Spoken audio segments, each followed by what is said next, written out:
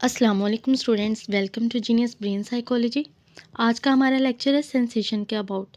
पिछले लेक्चर में हमने सेंसेशन में स्ट्रक्चर ऑफ आई पढ़ा था। आज हम स्ट्रक्चर ऑफ ईयर को डिस्कस करेंगे। स्ट्रक्चर ऑफ ईयर में 3 पार्ट्स हैं, आउटर ईयर है, मिडल ईयर है और इनर ईयर है। मेरी आप सबसे रिक्वेस्ट है लेक्चर मज़ीद स्टार्ट करने से पहले कि बेल आइकन पर ज़रूर क्लिक किया करें, चैनल को सब्सक्राइब करें ताकि हर आने वाली न्यू वीडियो न्यू लेक्चर आपको सर्च किए बगैर मिल सके। तो चलें स्टार्ट करते हैं। बिस्मिल्लाहिर्रहमानिर्रहीम। फ़र्स्ट ऑफ ऑल है हमारे पास, हम देख लेते हैं कि बेसिकली ऑडिटरी सेंसेशन होती क्या है। विजुअल सेंसेशन की तरह ऑडिटरी सेंसेशन भी इंसानी ज़िंदगी के लिए बहुत इंपॉर्टेंट रोल प्ले करती है। दुनिया के बारे में इंफॉर्मेशन हासिल करने के लिए विजुअल सेंसेशन के बाद सबसे इम्पॉर्टेंट जो ज़रिया है वो ऑडिटरी सेंसेशन है। ऑडिटरी सेंसेशन का ताल्लुक जो है वो सेंसरी ऑर्गन के साथ होता है। कान के लिए स्टिमुलस का किरदार साउंड वेव्स अदा करती हैं। ये लहरों को मखसूस थरथरार वाइब्रेशन से पैदा होती हैं, हवा के ज़रिए सफ़र करती हैं और फ्रीक्वेंसी रखती हैं। जिसका मतलब ये होता है कि जब भी साउंड वेव्स फ़िज़ा में सफ़र करती हैं तो फ़िज़ा में मौजूद ज़रात नशीब फ़राज की हालत में हरकत करने लगते हैं। जब ज़रात अपनी जगह से हटकर नीचे चले जाते हैं और फिर बुलंद हो जाते हैं तो इसे हम नशीब फ़राज कहते हैं। एक फ़राज और नशीब को मिलाकर एक चक्कर मुकम्मल होता है। अब 1 सेकंड में साउंड वेव जितने चक्कर बनाती है वो इसकी फ्रीक्वेंसी कहलाती है। इंसानी कान तकरीबन 30 चक्कर फ़ी सेकंड तक सुन सकता है। 20,000 हर्ट्ज़ फ़ी सेकंड तक आवाज़ सुन सकता है। 30 चक्कर फ़ी सेकंड से लेकर। कान स्माइथ के अलावा जिस्मानी तवाज़ुन बरकरार रखने में भी हेल्प आउट करता है। अब हमारे पास सबसे पहला आउटर एयर है। आउटर एयर को हम देख लेते हैं। बेसिकली आउटर एयर होता क्या है। ये कान का सबसे बाहर वाला हिस्सा जो आपको नज़र आ रहा होता है बेसिकली, और इसकी रिस्पॉन्सिबिलिटी ये है कि ये आवाज़ की लहरों को जमा करके आगे भेजता है। इसे जमा करने वाला जो काम कर रहा है उसको हम कलेक्टर कहते हैं। अब जो आउटर एयर है वो दर्ज झेल हिस्सों पर कंसिस्ट कर रहा होता है, जिसमें पिन्ना है, ऑडिटरी कैनाल है, टिम्पैनिक मेम्ब्रेन है। फर्स्ट ऑफ ऑल हम पिन्ना को देख लेते हैं क्या होता है ये।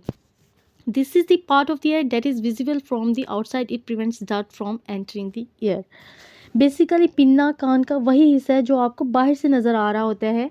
ये वाला जो आपको बाहर से नज़र आ रहा है, ये हिस्सा नरम हड्डी से मिलकर बना हुआ होता है और इसमें पैचो खम पाए जाते हैं, यानी कि बल होते हैं, जिसके 2 फ़ायदे होते हैं।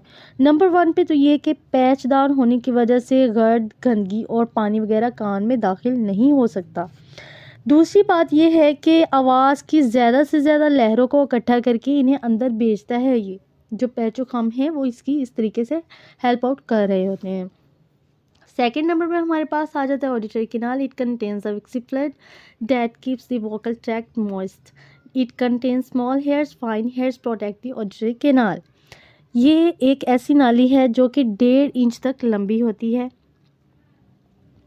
इसके अंदर एक मोमी सी रतूबत खारिज होती है जिसे हम कान की मोम कहते हैं, ईयर वैक्स कहते हैं। इससे क्या होता है कि और जो ऑडिटरी कैनाल है वो नरम रहती है, वो तर रहती है।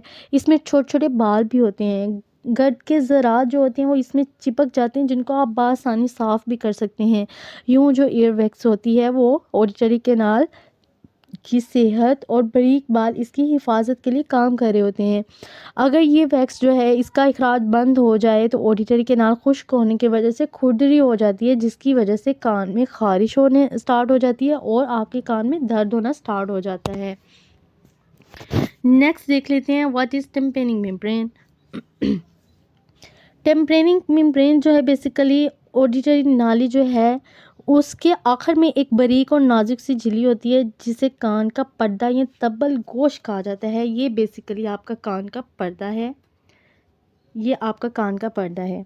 इसको हम तबल गोश भी कहते हैं, इसको कान का पर्दा भी कहते हैं। और ये इतना नाजुक होता है कि मामूली से एक्टिवेशन से शोर से भी हिलने लगता है। और इसका साइज़ जो होता है वो एक आम पेंसिल की मोटाई जितना होता है। इसको हम कहते हैं कान का पर्दा या टिम्पैनिक मेम्ब्रेन कहते हैं। बेसिकली ये आपकी ऑडिटरी कैनाल है। ये आपका एयर ड्रम है जिसको आप कान का पर्दा कह रहे होते हैं। देन आपके पास ये आ जाते हैं इनर एयर के अंदर सेमी सर्कुलर कैनाल आ जाती हैं और इसके अंदर आपको जो छोटा सा सुराख नज़र आ रहा होता है वो आपकी बेसिकली राउंड विंडो होती है, जो आपको यहाँ सुराख नज़र आ रहा होता है। ये बेसिकली आपकी जो बड़ी वाली है ये योस्ता की नाली होती है, जिसको यूस्टैकियन ट्यूब कहा जाता है। ये गले की तरफ को निकल रही होती है। उसके अलावा ये आपका बाहर से नज़र आने वाला जो पार्ट है इसको हम पीना कहते हैं। नेक्स्ट हम स्टार्ट करते हैं। अब हमारे पास आ जाता है middle ear. Middle ear basically क्या होता है इसको भी हम देख लेते हैं। ये हिस्सा कान के पर्दे के आगे से शुरू होता है और कान के आउटर और इनर पार्ट के दरमियान में एक खाली जगह कैविटी पाई जाती है, और यही जो खाली जगह होती है दरअसल यही कान का दरमियानी हिस्सा होता है। दरमियानी कान क्योंकि आउटर ईयर की जो इन्फॉर्मेशन है उसको इनर ईयर तक पहुंचाता है, इसलिए हम इसे ट्रांसफॉर्मर कहते हैं। जो आउटर ईयर था उसको कलेक्टर कहते हैं, मिडल ईयर को ट्रांसफॉर्मर कहते हैं। अब जो मिडल ईयर है इसमें दर्जन हिस्से पाए जाते हैं, जिसमें हमारे पास ओसिकल्स हैं, यूस्टैकियन ट्यूब है और ओवल विंडो है। अब हम इनको बारी बारी स्टडी करेंगे। बेसिकली सबसे पहले हम देख लेते हैं ओसिकल्स होती क्या हैं। ये हिस्सा जो होता है वो 3 पार्ट्स पर कंसिस्ट कर रहा होता है, 3 बोन्स पर कंसिस्ट कर रहा होता है, जिसमें सबसे पहले हमारे पास आ जाती है हैमर बोन है, एनुअल बोन है, स्टेरप बोन है। अब हमारे पास क्या है कि ये 3 हड्डियों पर मुश्तमिल होता है जो एक दूसरे के साथ जुड़ी हुई होती हैं। सबसे पहले तो हमारे पास है हैमर बोन, जिसको हथौड़े नुमा हड्डी कहते हैं, जिसका एक सिरा कान के पर्दे के साथ और दूसरा सिरा जो है वो एनुअल बोन के साथ मिला हुआ होता है, जिसको एरन नुमा हड्डी भी कहा जाता है। अब एनुअल बोन है उसका ऊपर वाला सिरा जो होगा वो हैमर बोन के साथ होगा, जबकि दूसरा सिरा जो होगा वो स्टेरिक बोन के साथ होगा। अब जो स्टेरिक बोन है, स्टेरिक बोन का एक सिरा तो एनुअल बोन से मिला हुआ होता है, जबकि उसका दूसरा सिरा जो है वो आपकी जो ओवल विंडो है उसके साथ मिला हुआ होता है, जिसको आप पेजवी खिड़की भी कहते हैं। यूँ स्टेरिक बोन बाहर से जो इन्फॉर्मेशन परसीव हो रही होती है, उस इंफॉर्मेशन रिसीव होने वाली आवाज़ की लहरों का सारा दबाव जो है वो आपकी ओवल विंडो के रास्ते आगे उसको ट्रांसफ़र कर देती है। बेसिकली ये आपका स्ट्रक्चर है बोन्स का। ये आपकी आ रही है स्टेप्स है, स्टेरिक बोन जिसको कहा जाता है। ये आपकी एनुअल बोन है, ये आपकी हैमर बोन है। ये तीनों बोन्स जो हैं ये बहुत इंपॉर्टेंट रोल प्ले कर रही होती हैं और ये एक दूसरे के साथ जुड़ी हुई होती हैं। अब हमारे पास आ जाती है Eustachian tube. What is Eustachian tube? This duct keeps the air pressure equal on both sides of the ear drum. दरमियानी कान से एक नाली गले की तरफ को निकलती है, जैसा कि मैंने आपको यहाँ बताया था इस स्लाइड में। यहाँ पर आपकी जो कान की नाली है दरमियानी कान से, ये आपका दरमियानी कान है, और यहाँ से ये नाली निकल रही है जिसको आप यूस्टैकियन ट्यूब कहते हैं, और ये नाली जो निकल रही है ये गले की तरफ को निकल रही है। दरमियानी कान से एक नाली गले की तरफ निकलती है जिसे योस्ता की नाली कहते हैं, और ये नाली कान के पर्दे की दोनों तरफ हवा का दबाव यकसा रखने के लिए यूज़ की जाती है। कान के पर्दे के किसी एक तरफ अगर हवा का दबाव कम या ज़्यादा हो जाए तो कान के पर्दे को नुकसान पहुंच सकता है। अगर कोई आवाज़ बहुत तेज़ी से कानों से टकराए और आवाज़ की ये लहरें यूस्टैकियन ट्यूब के ज़रिए हल्क के रास्ते खारिज हो जाती हैं, गले के ज़रिए खारिज हो जाती हैं, तो कान का पर्दा नुकसान से बच जाता है। आम हालात में हवा यूस्टैकियन ट्यूब के ज़रिए हल्क से कान के पर्दे पर अंदर की तरफ से दबाव बरकरार रखती है, जिससे कान का पर्दा अपनी जगह पर कायम रहता है, वो फटता नहीं है, उसको कोई नुकसान नहीं पहुंचता। देन हमारे पास आ जाती है oval window. What is oval window? This part is connected to the inner ear through the oval window. Oval window basically होती क्या है कि दरमियानी कान का ये हिस्सा ओवल विंडो के ज़रिए अंदरूनी कान से मिला हुआ होता है, इनर ईयर से मिला हुआ होता है। इट्स मीन कि ओवल विंडो के आगे इनर ईयर है, क्योंकि इनर ईयर के साथ ओवल विंडो मिली हुई है। ओवल विंडो जो है वो इनर ईयर के साथ मिला हुआ होता है। जो आपकी फेल नुमा हड्डी है जिसको आप स्टेरिक बोन कहते हैं, उसके आगे ही ओवल विंडो होती है, और जो आपकी स्टेरिक बोन है उसकी हरकत के बायस ओवल विंडो से साउंड वेव्स इनर ईयर में एंटर होती हैं। अब हम इनर ईयर को भी डिस्कस कर लेते हैं कि बेसिकली होता क्या है। बेसिकली आपका इनर ईयर सबसे ज़्यादा सेंसिटिव पार्ट होता है। इस हिस्से को हम कन्वर्टर और रिसीवर कहते हैं। पहले हिस्से को आउटर ईयर को हमने क्या कहा था, कलेक्टर कहा था। मिडल ईयर को हमने ट्रांसफार्मर कहा था। इनर ईयर है तो हम इसको कन्वर्टर और रिसीवर कहेंगे। It is the most important thing.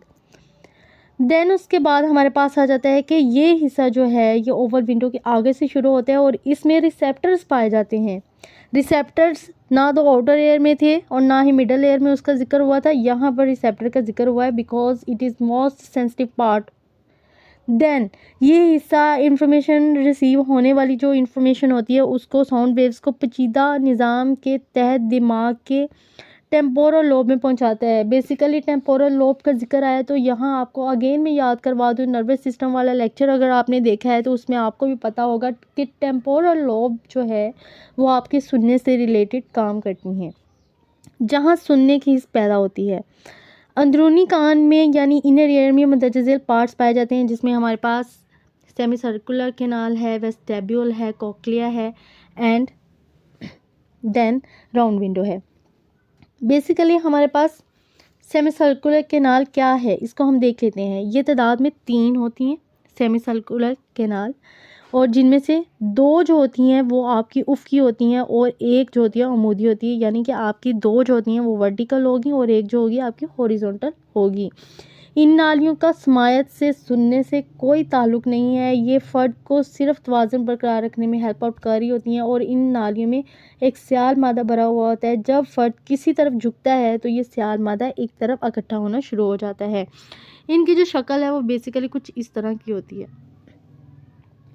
इनमें सियाल मादा भरा होता है और जब भी पर्सन किसी साइड पर झुकता है तो वो एक तरफ इकट्ठा होना शुरू हो जाता है, जिससे फ़र्द को अदम तवाज़ुन का मैसेज मिल जाता है। फिर वो क्या करता है, रिस्पॉन्स के तौर पर वो दोबारा तवाज़ुन कायम करने के लिए इनको इस तरीके से हरकत देता है कि वो फिर से तवाज़ुन में आ जाती हैं और इन नाली में बड़े सियाल मादे के अदम तवाज़ुन के बायस ही फ़र्द को चक्कर आना स्टार्ट होते हैं बेसिकली। अब हमारे पास सेकंड है वो वेस्टिब्यूल है, इसको भी डिस्कस कर लेते हैं। What is vestibule. अब हमारे पास बेसिकली सेमी सर्कुलर कैनाल्स के आगे का हिस्सा ही वेस्टिब्यूल कहलाते हैं, जिसको दहलीज कहा जाता है। देन हमारे पास कोक्लिया आ जाता है। What is cochlea. There is an opening in the cochlea called the round window. Cochlea basically middle ear की ओवल विंडो दरअसल कोक्लिया में ही पाई जाती है। ये आपको कोक्लिया अगेन दिखा दूँ, ये है आपका कोक्लिया।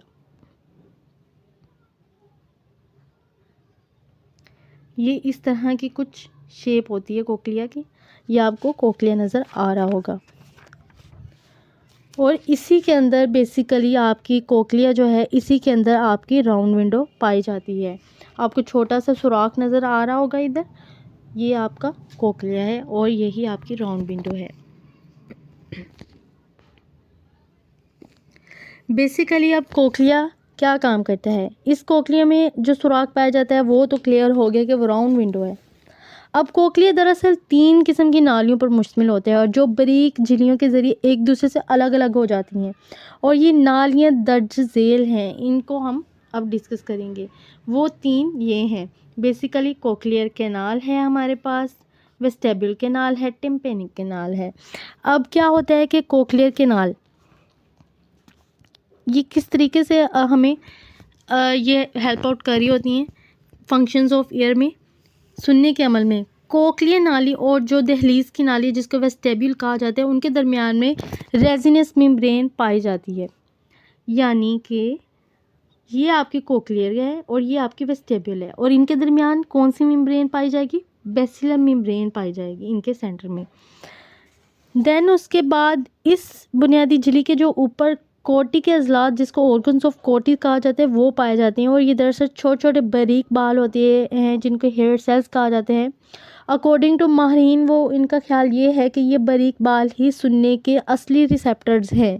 इनको ऊपर से एक और बारीक सी जो टेक्टोरियल मेम्ब्रेन जिसको कहा जाता है वो ढांप लेती है और इन तमाम नालियों में एक स्याल रतूबत भरी होती है और इन रतूबत में छोटे छोटे ज़रात होते हैं जिन्हें ईयर स्टोन्स कहा जाता है। आवाज़ की लहर जब भी कोक्लिया में दाखिल होती है तो तो ये ज़रात जो है एक्टिवेशन कायम करते हैं, एक्टिवेशन पैदा करते हैं। इसके साथ ही हेयर सेल्स भी फिर एक्टिवेट हो जाते हैं, वो भी झूमने लग जाते हैं। यही दरअसल आवाज़ को परसीव करते हैं, यही आवाज़ को वसूल कर रहे होते हैं। अब बेसिकली ऑडिटरी नर्व को भी हम देख लेते हैं कि ऑडिटरी नर्व होती क्या है। बेसिकली कोक्लिया के आखिरी सिरे के साथ जो आपकी अस्बस्मायत नर्व से रिलेटेड है, ऑडिटरी नर्व से रिलेटेड है, वो इसके साथ मुंसलिक होती हैं, जो आवाज़ की लहरों को कोक्लिया से परसीव करके दिमाग के सुनने वाले रकबे यानी टेम्पोरल लोब तक पहुंचाती है और वहां पर आवाज़ की लहरों की शिनाख्त होती है और सुनने का अमल कंप्लीट हो जाता है। अगर हम इसमें ब्लड वेसल्स की बात करें तो कान को ब्लड प्रोवाइड करने के लिए खून की बड़ी नाली कान के अंदर की तरफ से कोक्लिया के साथ जुड़ी हुई होती है, कोक्लिया के साथ, और ये बड़ी नाली आगे चलकर बेशुमार छोटी छोटी ब्रीक ब्रीक नालियों में डिवाइड हो जाती है, जो कि खून की फ्राहमी को, सप्लाई को यकीनी बनाती है। अब फंक्शन ऑफ ईयर किस तरीके से काम कर रहा है, इसको फाइनल हम एक बार देख लेते हैं। आउटर ईयर आवाज़ की लहरें जमा करके मिडल ईयर में भेजता है।